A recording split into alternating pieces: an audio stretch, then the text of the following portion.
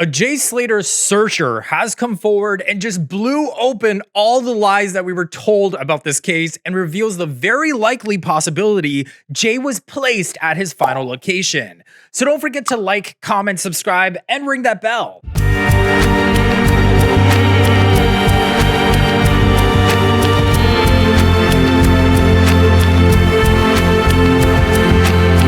So Jay Slater's searcher, Chris Tenerife, who did an amazing job, came forward to explain why he believes Jay went in the opposite direction and into a ravine where Jay met his eventual demise. So after the rave, around 2 in the morning, 19-year-old Jay stayed with 31-year-old Ayub Qassim, a convicted substance dealer, before he left the accommodation, quote unquote, scared. Now, in unseen footage, Chris attempts to explain these glaring red flags by saying Jay walked into a ravine to avoid the steep cliffs Jay saw on the way there. Well, if you've come this track in a car and you see how steep it was, Jay would have known he was not walking back up the same way on foot. But this is a very different story than what Chris originally said at the start of the investigation. This makes no sense whatsoever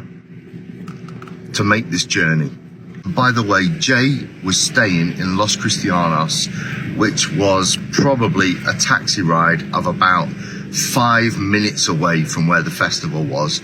But instead, he chose to get in the car with 2 of his friends, come 20 minutes up the motorway, go through Santiago del Teide, and then navigate this treacherous hillside road.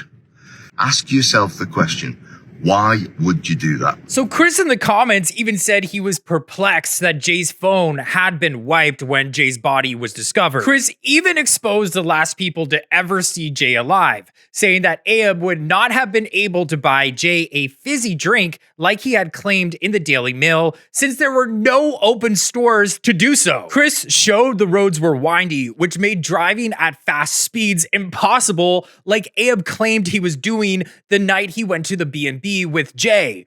So what's with the change of tune, Chris? So cyber sleuths allege that Chris might have been intimidated because Chris lives on the island of Tenerife.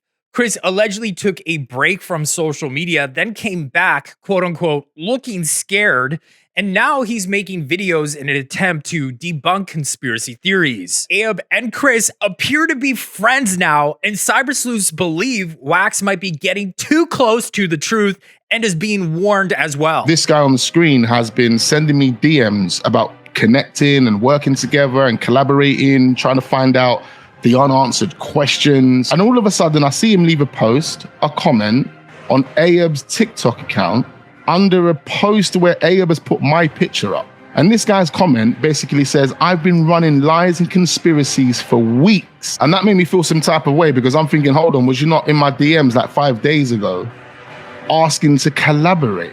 So if I've been spreading lies and conspiracies, why are you contacting me? The thing I'll mention is the comment that he actually left on Ayub's post saying whatever he said, he then deleted.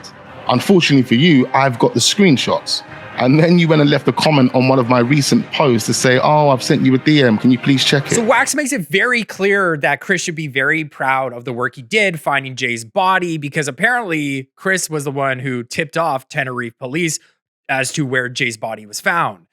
But however, according to Wax, Chris's videos are allegedly spreading some misinformation about Jay's disappearance, including that it was dark outside when Jay left the B&B scared. Just to get into the mindset of Jay, obviously Jay's traveled this road down in pitch black in the early hours of the morning. In pitch black in early hours in the morning. I'm pretty sure the photo he took on his WhatsApp, it wasn't dark, mate. It was light. I'm pretty sure it was light. It definitely wasn't pitch black. I mean, that's very, very questionable, because Ayub did tell us he was at the side of the mountain screaming, Jay, Jay, in the night.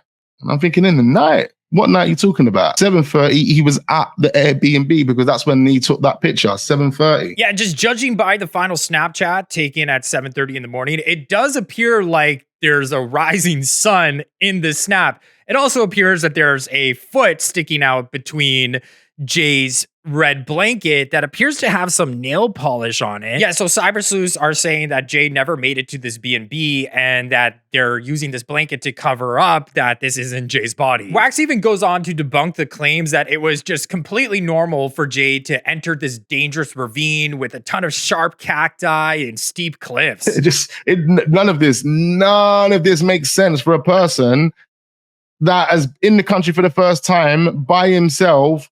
Come on, man. Jay didn't like the outdoors, I believe, and him attempting to take this way just doesn't add up. I mean, everybody's trying to explain it away, but none of it is really making sense to me. The dog sniffers didn't find Jay after weeks of searching, despite Jay being out baking in the sun for weeks, apparently.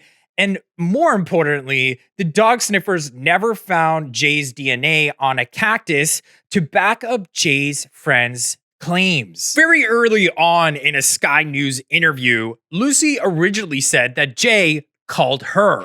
I'd gone home from the NRG festival a little bit earlier than everybody else because I was tired. So I'd gone home alone back to my apartment, and then I woke up to a phone call at like 8:30 in the morning, around 8:30, from Jay saying that he'd gone up to the mountains, that his phone was on 1%, so it was like about to die. He didn't know where he was. He needed a drink. That he'd cut all his leg on like a cactus, and that he had no idea where we were.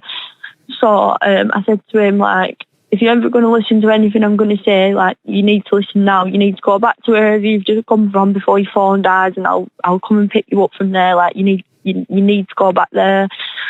He said to me, I can't go back there. I don't know where it is. So I just said, send me like a location. So he sent over a screenshot of his last location. Now, I'm not too sure if this was intentional or not, but Sky News cut off the green dot, which exposes Lucy's lies. So the screenshot Jay allegedly sent Lucy shows that Lucy is the green dot, meaning she was the one to take this screenshot and not Jay. And her other screenshot showed it was an outgoing call to Jay, so Jay didn't call her. It was also revealed by one of the searchers that GPS doesn't even work in the Masca Mountains, so how was Jay able to send his location to begin with? And then Brad came out of the woodwork and did this interview to cover up for Lucy, and some people think that they can see that Brad has a black eye. He was on the phone and he goes, I'm not walking down over on that road, and he's gone over a little bit, like a little, not a big drop, just a little tiny little drop, he's going down there. He goes, I'll ring you back, because I think someone else was ringing him. And he probably, if thinking like me, he would have went back up and started walking around the path again. So he's trying to cover for Lucy, saying that, oh, indeed, Lucy was the one that called him after those screenshots of the outgoing call surfaced. So you said that you could see his feet and he was actually sort of sliding down the hill. Like you could hear the rocks. Yeah, that's how I knew he went off the road. Because you could hear, like, when you walk on gravel or whatever it is, you can, you know what I mean, it's storms. Were you... Storms.